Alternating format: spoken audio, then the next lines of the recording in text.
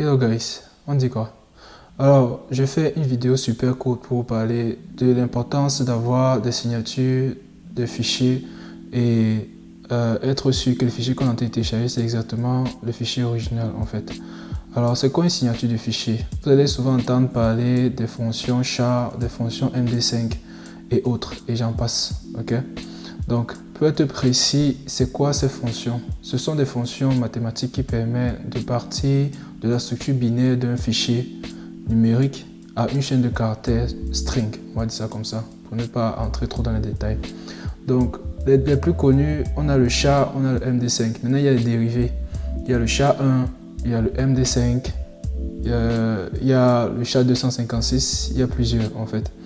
Donc, pourquoi est-ce que vous parlez de ça? Vous parlez de ça parce que très souvent, vous pouvez arriver sur un site et vous devez télécharger un logiciel spécifique, par exemple. Vous téléchargez le fichier, vous téléchargez le logiciel, vous l'installez, mais en gros, ce n'est pas vraiment le vrai logiciel que vous avez installé parce que la signature a eu à être changée en route.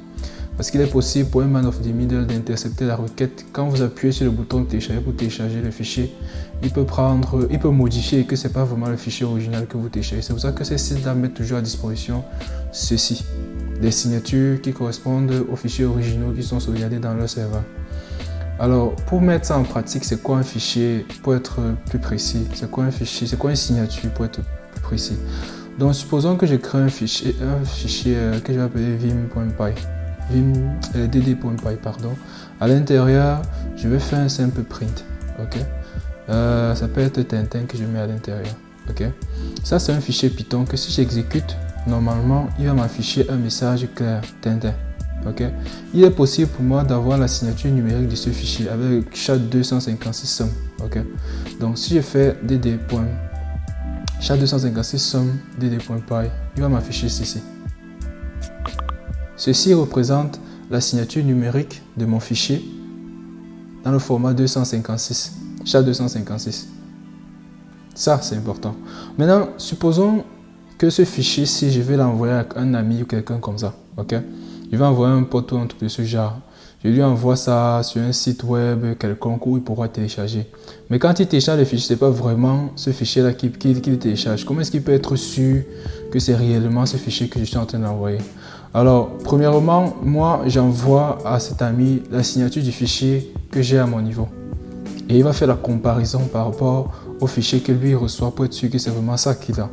Donc, supposons que je suis le gars de Man of the Middle, ok? Et ici, je vais modifier le fichier, c'est-à-dire que je vais faire en sorte que le fichier Python ne se comporte pas exactement comme ce que moi j'ai eu à implémenter. Ça peut être n'importe quoi, ça peut être un logiciel, ça peut être une exploitation, ça peut être n'importe quoi. Un truc que quelqu'un de mal intentionné a modifié le code pour pouvoir faire autre chose que simplement faire ce pourquoi il a été conçu. Supposons que c'est un logiciel de Notepad où vous notez vos informations précises et consorts. Derrière, moi je prends ça, je modifie, j'ajoute ma part dedans, de telle sorte qu'il puisse envoyer peut-être ce que vous notez peut-être à une tierce personne.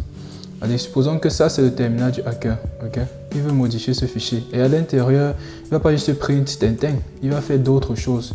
Il va initialiser peut-être une variable, il va mettre 1000 à l'intérieur, ok? Et je dis n'importe quoi, il va print cette variable là, ok? Alors, j'aimerais bien qu'on soit d'accord. Un programme indésirable n'est pas forcément un programme qui vous fait du mal. Un programme indésirable, c'est un programme qui ne se comporte pas comme ce pourquoi il a été conçu. Donc, et c'est ça que ce programme va faire maintenant. Supposons que moi j'ai envoyé la signature numérique à mon ami et je vais vérifier maintenant qu'il s'agit réellement du fichier en question. Donc, pour faire ça, supposons que je suis sur le terminal je suis l'ami en question. Ok, pour faire ça, je prends la signature en question, je fais un écho ici et je fais passer ça à la fonction char256 sum pour qu'il me fasse un check. Je fais un check comme ça. Quand je vais faire entrer, il va me dire qu'il y a un problème. Parce que la nouvelle signature du fichier ne correspond pas avec la signature initiale. En fait, cette signature initiale ne correspond pas avec ce que je suis en train de tester actuellement parce que ce fichier a été modifié. Voilà comment est-ce que vous pouvez vous protéger du fait que vous êtes sûr que les fichiers que vous téléchargez, les logiciels que vous téléchargez, les jeux vidéo que vous téléchargez, n'importe quoi que vous téléchargez, vous êtes sûr que c'est vraiment ce que vous avez parce qu'il est possible d'intercepter ça. Donc, on est d'accord que si je fais ça, il ne se comporte pas comme comme prévu. Ouais, c'était tout pour ce WhatsApp.